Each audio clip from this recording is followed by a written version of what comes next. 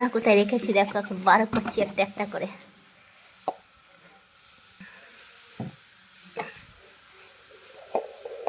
আমরা 4 জন, তো আজকে আমি এতগুলো ডিমের রসা করব ডিমের রসা। তো আমি সব রেডি করে নিয়ে চলে আসলাম। পেঁয়াজ বাটা, পেঁয়াজ কাটা, রসুন বাটা, লঙ্কা দুটো, কাঁচা লঙ্কা, মশলা, টমেটো কুচি। তো ডিমের রসা করবো। এবার চলো কীভাবে করছি দেখাচ্ছি। তেলটা গরম হয়ে গেছে, ডিমগুলো ছেড়ে দেবো। ডিমগুলো একটু ভেজে নিই। দুটো ডিম দেওয়া হয়, দুটো লাস্টে ভেজে।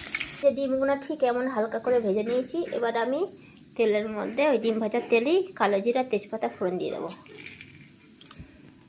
পেঁয়াজটা দিয়ে দেবো। এবার পেঁয়াজটা দিয়ে দিয়েছি, নাড়িয়ে নিই একটু।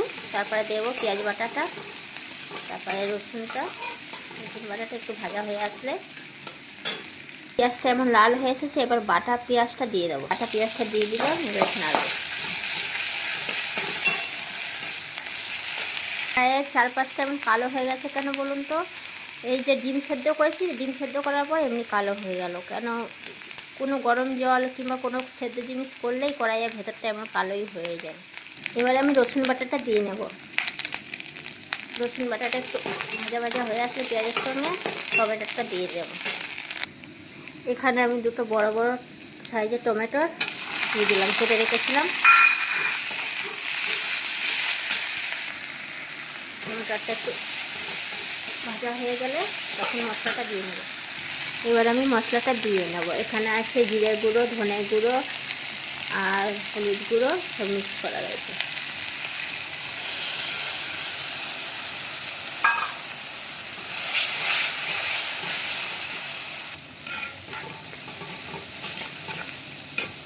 ডিমের রসার জন্য মশলাটা ঠিক এই যে এমন ভাজতে ভাজতে যখন একটু তেল ছেড়ে দেবে তখন পরিমাণ মতন একটু জল দিয়ে নেবো। তারপর ডিমগুলো দিয়ে একটু ফুটবেন, গরম মশলা দিয়ে নামিয়ে নেব।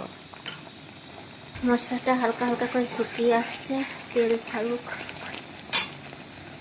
মশলাটা কষানো হয়ে গেছে, তেল ছেড়ে দিয়েছে মশলাটা দিয়ে। এবার আমি ঝোলের জন্যে জল দিয়ে দেব।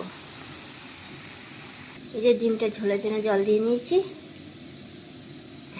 এবার একটু ওপর থেকে কাঁচা লঙ্কা দিয়ে দেবো।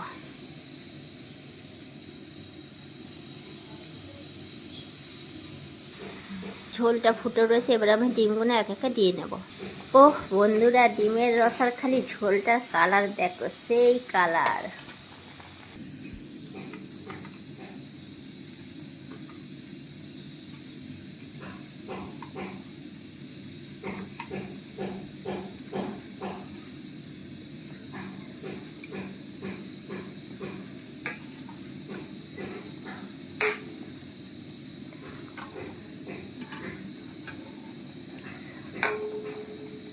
ডিমগুলো আমি একে একে সব দিয়ে নিলাম।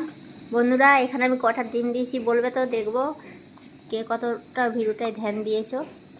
আমি কিন্তু ডিমগুলো একটা একটা করেই দিয়েছি, তাও আপনারা দেখবো কতটা ধ্যান দিয়েছেন যে ডিমগুলো দেওয়ার সময়। কমেন্ট করে বলবে এখানে আমি কটা ডিম রান্না করেছি। ও কালারটা সেই হয়েছে। যদি একটু ধনেপাতা হতো তাহলে আরও ভালো হতো, কিন্তু ধনেপাতা আজকে নেই, শেষ হয়ে গেছে, আনিও নি। তো একটু গরম মশলা দিয়ে দিও করতে আমি।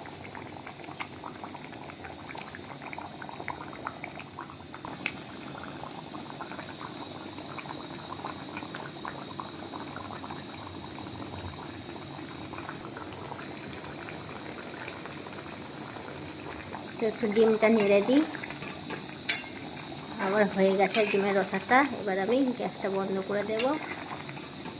বাস, তো কালারটা দেখো কি সুন্দর। আমার হয়ে গেছে ডিম রান্না। এবার ডিমটা আমি নামিয়ে নেব। তরকারিটা নামিয়ে নেবার পর আমি খেতে বসবো। এবার চলো খেয়ে বলছি কেমন স্বাদ হয়েছে। আর তো বলে দিয়েছি একটু ধনেপাতা হতো। ও কালারটা দেখো।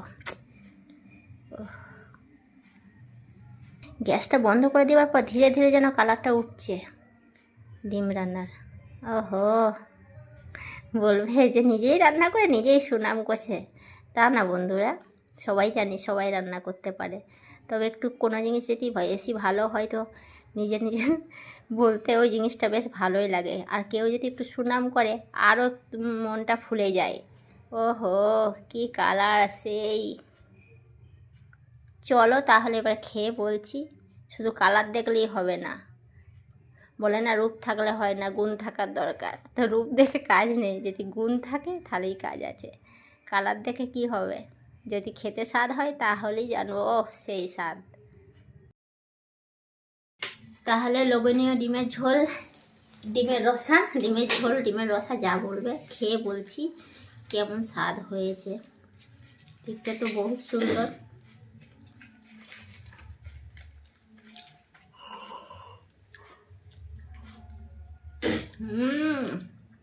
সত্যি বন্ধুরা, দেখতে যেমন সুন্দর, খেতেও সেমনি।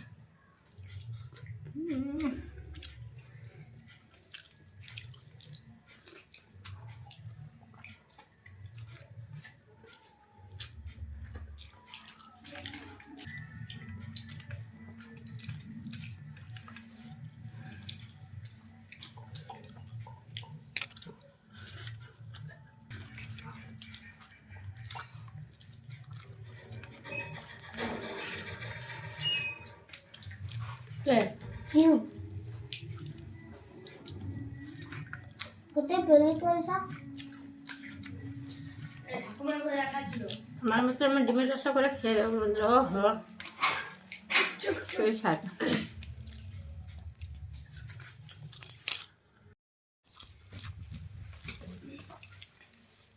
নিজে রান্না করে নিজে প্রশংসা করছি না, আপনারা এইভাবে রান্না করে খেয়ে দেবেন। ও হো, আর ডিম রান্না করলে 3-4টে না খেলে পোষায় না, না একটা খেলে কেমন লাগে।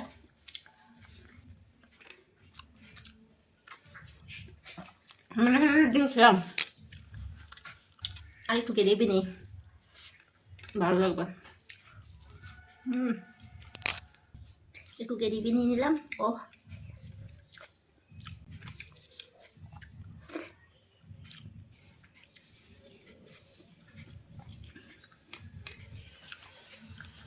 আমি এতবার ডিম রান্না করেছি, আলু দিয়ে দিয়ে ও দিয়ে ঝোল করেছি, কিন্তু আজকে ডিম রান্নাটা সেই স্বাদ হয়েছে।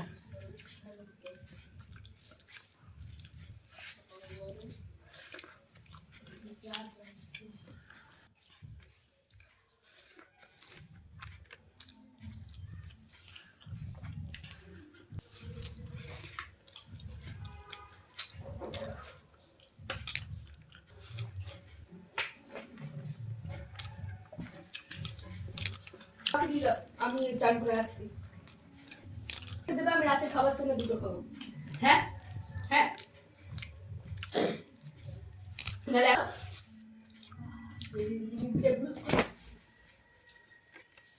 গামছা পরে করতে আর আমাকে জামা প্যান্ট পাল্ট করেছো অনেকদিন থেকে আমি করিনি। ছাড় না, চুপ চুপ কি করছিস?